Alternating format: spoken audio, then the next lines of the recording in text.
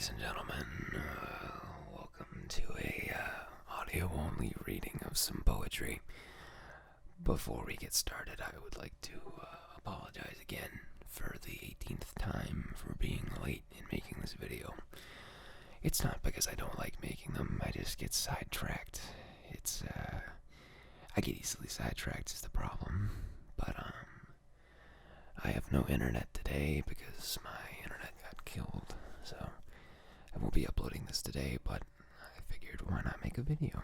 So, similarly, I also have stuff going on where I usually I actually record on video. So, no video for now, but don't worry, there will be more soon, hopefully. So, what we're going to be doing today is reading some poetry that I have from a book from school. So, soft speaking and whispering. Keep in mind there's a lot of poetry here, so if I read something that's a little weird and halfway through I realize, oh no, this mentions, God or death or something, my apologies if it's jarring. So, take the subject matter with a grain of salt. It's good poetry. It's all good. It's from a literature textbook, so it's not bad poetry. It all sounds good, but it can be a little weird or a little bit, I suppose, off of base. Like there's ones about death and such. So if you hear that and that bothers you, feel free to just watch another video. I don't mind. Figure might as well forewarn that. Okie dokie. Here we go. There's a lot in here, like more than I could read, but I'm just gonna read it slowly and calmly. And hopefully you'll follow along. Make sure to breathe, by the way. It's very important when you're relaxing to make sure that you breathe in enough and breathe out enough. I covered that in my last video, but I stand by that statement.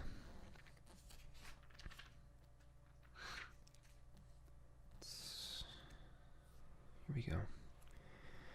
This one's about being angry and learning to let go when you have anger inside you. A poison tree. I was angry with my friend. I told my wrath. My wrath did end.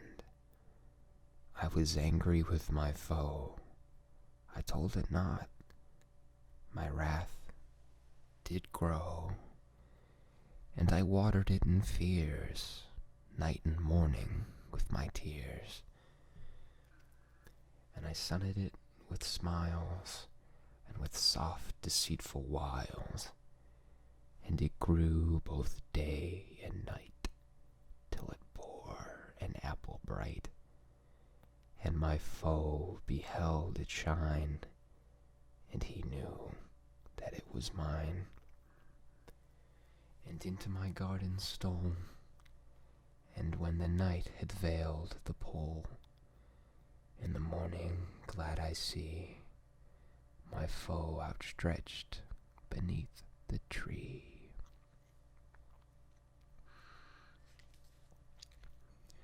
So don't get angry at people, or if you do, make sure that you poison your apples. There's probably more to that, but I'm really not. I don't know much about analyzing poems, at least not that one. That one's pretty weird. The most vital things in life. When you feel like saying something that you know you will regret, or keenly feel an insult not quite easy to forget, that's the time to curb resentment and maintain a mental peace. For when your mind is tranquil, all your ill thoughts simply cease.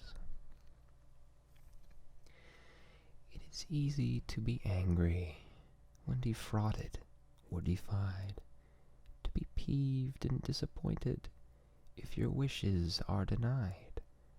But To win a worthwhile battle over selfishness and spite, you must learn to keep strict silence, though you know you're in the right. So keep your mental balance when confronted by a foe, be it enemy in ambush or some danger that you know. If you are poised and tranquil when all around is strife, be assured that you have mastered the most vital thing in life. That's a nice poem about always standing by your guns, being relaxed, not taking things too seriously.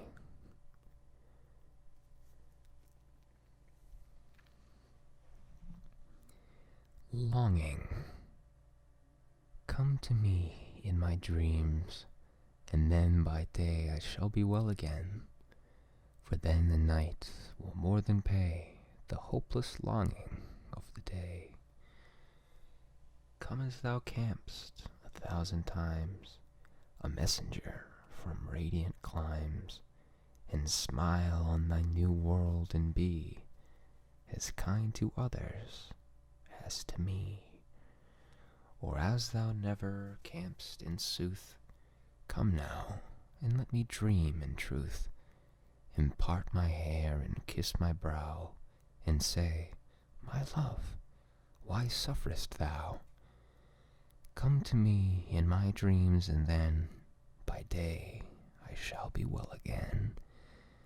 For then the night will more than pay the hopeless longing of the day. To Marguerite. I hope I said that correctly. Yes, in the sea of life ensiled. Enisled. These are words I have a hard time with. Yes, in the sea of life ensiled, with echoing straits between us thrown, dotting the shoreless watery wild, we mortal millions live alone. The islands feel the encapsing flow, and then their endless bounds they know. But when the moon their hollows lights, and they are swept by balms of spring, and in their glens on starry nights the nightingales divinely sing, and lovely notes from shore to shore across the sounds and channels pour. Oh, then a longing like despair is their farthest cavern sent, for surely once they feel we were parts of a single continent. Now round us spreads the watery plain. Oh, might our marges meet again. Who ordered that their longing's fire should be as soon as kindled cooled? Who renders vain their deep desire? A god their severance ruled, and bade betwixt their shores to be the unplumbed salt, estranging sea. Not sure what that one's about. It's probably about the sea.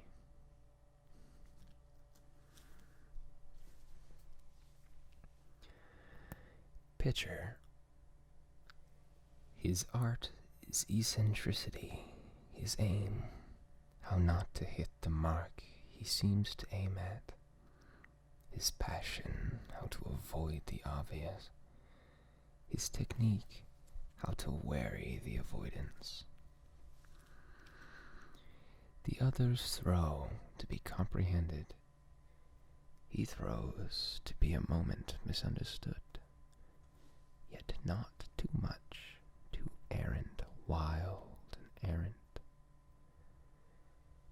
Yet every seeming aberration will not to yet, still to communicate, making the batter understand too late. The old-fashioned pitcher, How dear to my heart was the old-fashioned hurler who labored all day on the old village green. He did not resemble the up-to-date twirler who pitches for innings and ducks from the scene. The up-to-date twirler I'm not very strong for. He has a queer habit of pulling up lame, and that is the reason I hanker and long for the pitcher who started and finished the game.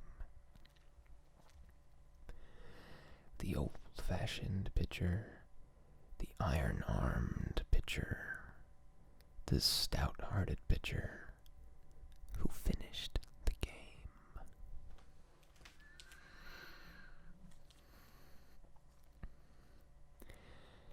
The long voyage. Not that the pines were darker there, nor mid-May dogwood brighter there, nor swifts more swift in summer air. It was my own country, having its thunderclap of spring, its long midsummer ripening, its corn horse stiff at harvesting, almost like any country.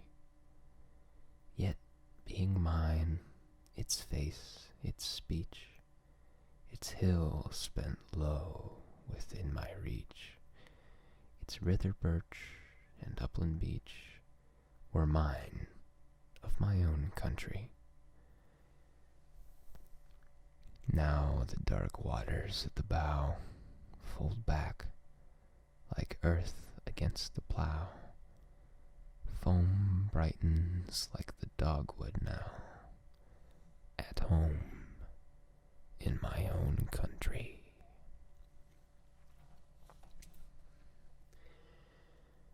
Breathes there the man,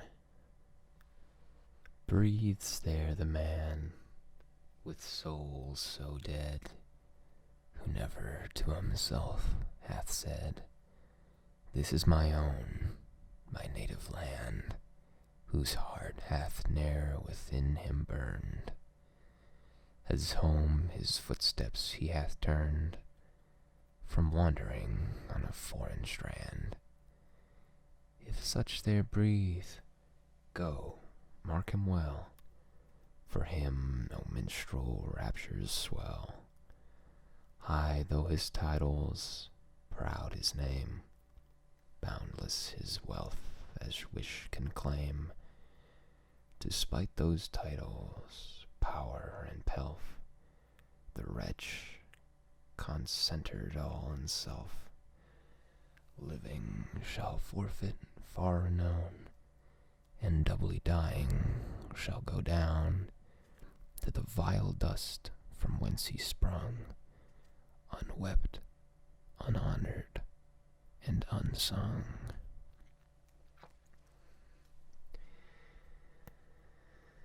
Into the gloom of the deep, dark night, with panting breath and a startled scream, swift as a bird in sudden flight, darts this creature of steel and steam.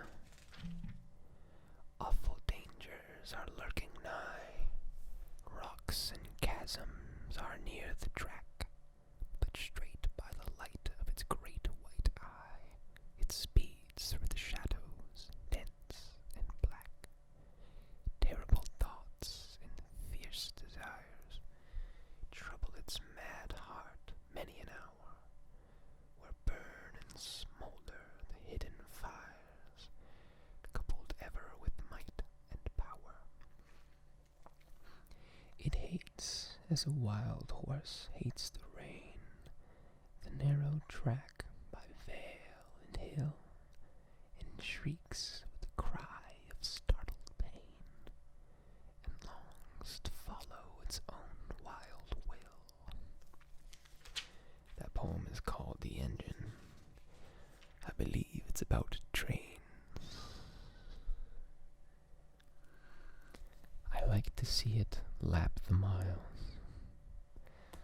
I like to see it lap the miles and lick the valleys up, and stop to feed itself at tanks, and then, prodigious step, around a pile of mountains, and supercilious peer in shanties by the sides of roads, and then a quarry pair, to fit its ribs and crawl between, complaining all the while, in hooting horrid stanza, then chase itself downhill.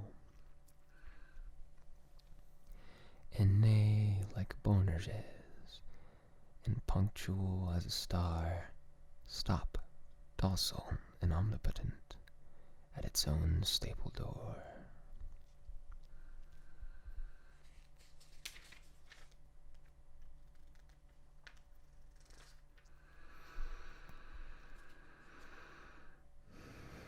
When I have fears that I may cease to be, when I have fears that I may cease to be, before my pen has gleaned my teeming brain, before high-piled books and charcuterie hold like rich garners the full ripened grain, when I behold upon the night's starred face huge cloudy simples of a high romance, and think that I may never live to trace their shadows with the high magic hand of chance, and when I feel, fair creature of an hour, that I shall never look upon thee more, never have relish in the fairy power of unrelenting love,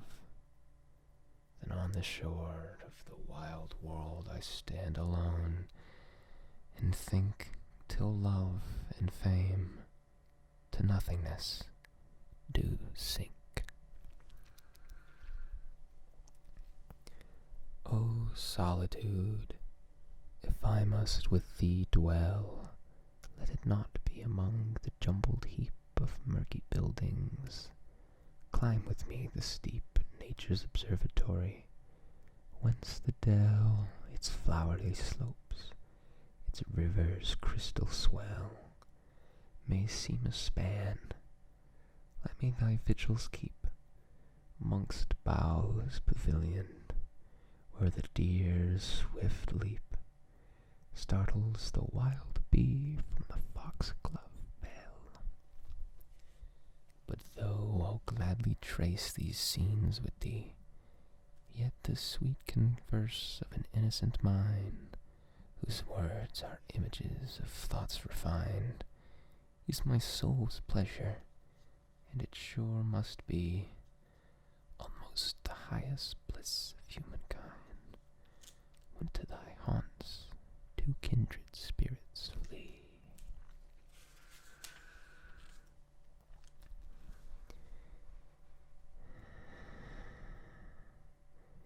Do not stand by my grave and weep.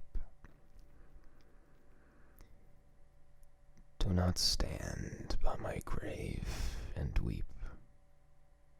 I am not there. I do not sleep. I am 1,000 winds that blow. I am the softly falling snow. I am the gentle showers of rain. I am the fields of ripening grain. I am in the morning hush. I am in the grateful rush of beautiful birds in circling flight. I am the starshine of the night. I am in the flowers that bloom. I am in a quiet room. I am in the birds that sing. I am in each lovely thing. So do not stand by my grave and cry, I am not there. I did not die. Song. When am dead, my dearest, sing no sad songs for me. Plant thou no roses at my head, nor shady cypress tree. Be the green grass above me, with showers and dewdrops wet. And if thou wilt, remember, and if thou wilt, forget. I shall not see the shadows, I shall not feel the rain, I shall not hear the nightingale sing on as if in pain. And dreaming through the twilight that doth not rise nor set, haply I may remember, and haply may forget. Those are kind of sad ones. Sorry if those made you sad.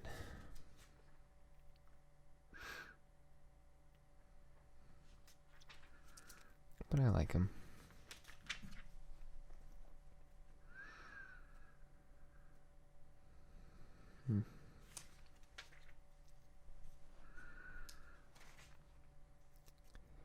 These are strange, but I'll read it. This is a Robert Frost poem. It's a long one.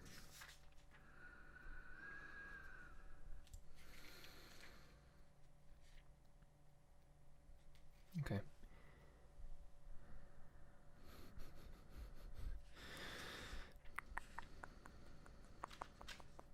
No, I'm not going to do that one, actually.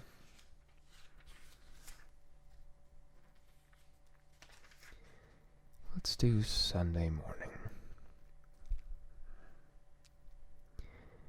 Sunday morning. 1.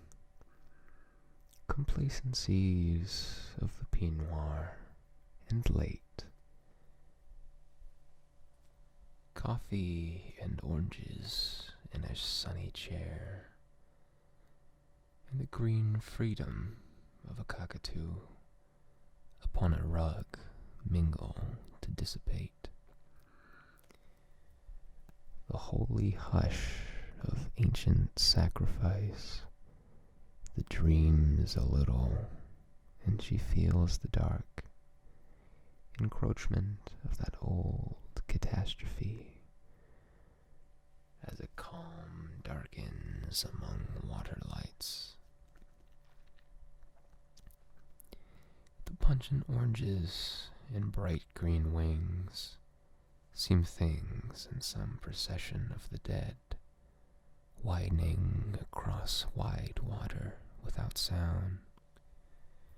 The day is like wide water without sound, stilled for the passing of her dreaming feet over the seas to silent Palestine, dominion of the blood and sepulchre. 2. Why should she give her bounty to the dead? What is divinity if it can come only in silent shadows and in dreams?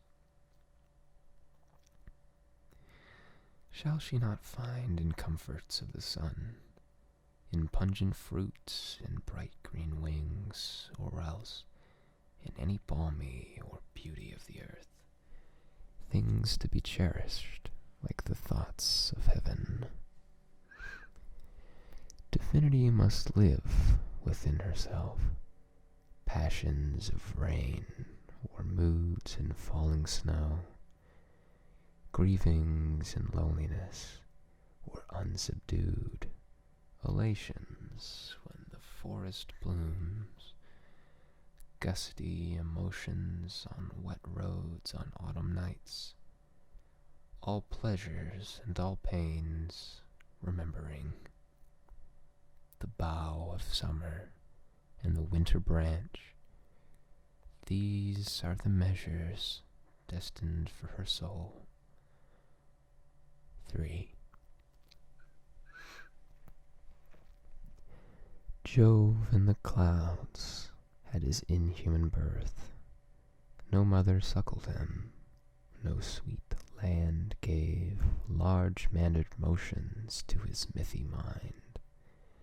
He moved among us as a muttering king, magnificent, would move among his hinds until our blood, commingling virginal with heaven, brought such requital to desire. The very hinds discerned it in a star. Shall our blood fail, or shall it come to be the blood of paradise? And shall the earth seem all of paradise that we shall know? The sky will be much friendlier then than now, a part of labor and a part of pain, and next in glory to enduring love, not this dividing and indifferent blue. 4.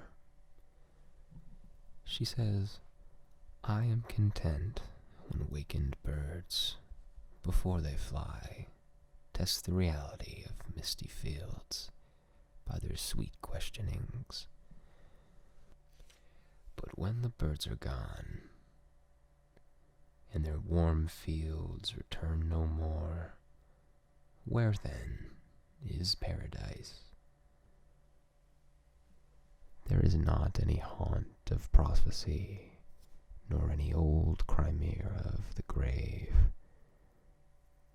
neither the golden underground nor isle, melodious, whose spirits gat them home, nor visionary south, nor cloudy palm, remote on heaven's hill that has endured, as April's green endures, or will endure, like her remembrance of awakened birds, or her desire for June and evening, tipped by the consummation of the swallow's wings. 5. She says, but in contentment I still feel the need of some imperishable bliss. Death is the mother of beauty, hence from her alone shall come fulfillment to your dreams and our desires. Although she strews the leaves of sure obliteration on our paths, the path sick sorrow took, the many paths, where triumphant rang its brassy phrase, or love whispered a little out of tenderness. She makes the willow shiver in the sun.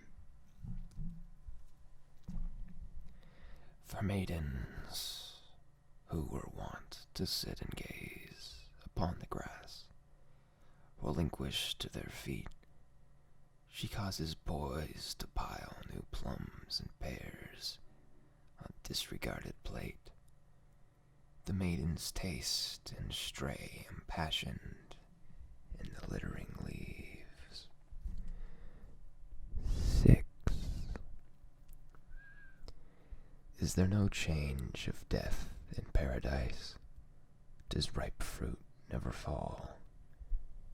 Or do the boughs hang always heavy in that perfect sky, unchanging, yet so like our perishing earth, with rivers like our own that seek for seas, they never find the same receding shores, that never touch with inarticulate pang?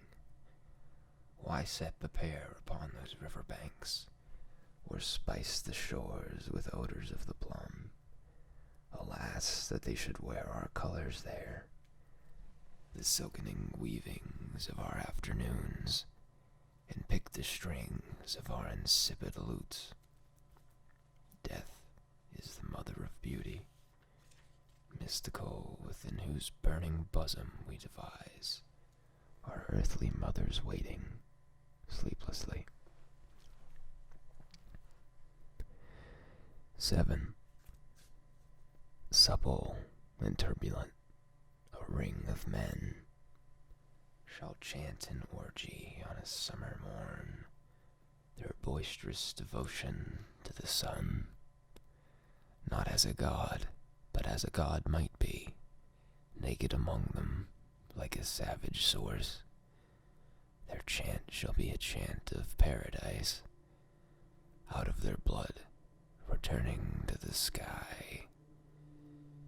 And in their chant shall center, voice by voice, the windy lake wherein their Lord delights, the trees like seraphim, and echoing hills, that choir among themselves long afterward. They shall know well the heavenly fellowship of men that perish and of summer morn, and whence they came and whither they shall go. The dew upon their feet shall manifest. 8. She hears upon that water without sound a voice that cries, the tomb in Palestine is not the porch of spirits lingering. It is the grave of Jesus where he lay. We live in an old chaos of the sun, or old dependency of day and night, or island solitude, unsponsored, free, of that wide water, inescapable. Deer walk among our mountains, and the quail whistle about us as their spontaneous cries. Sweet berries ripen in the wilderness, and in the isolation of the sky, at evening, casual flocks of pigeons make ambiguous undulations as they sink downward to darkness on extended wings. I hope that my poetry has been enough to relax you and maybe send you off into sleep.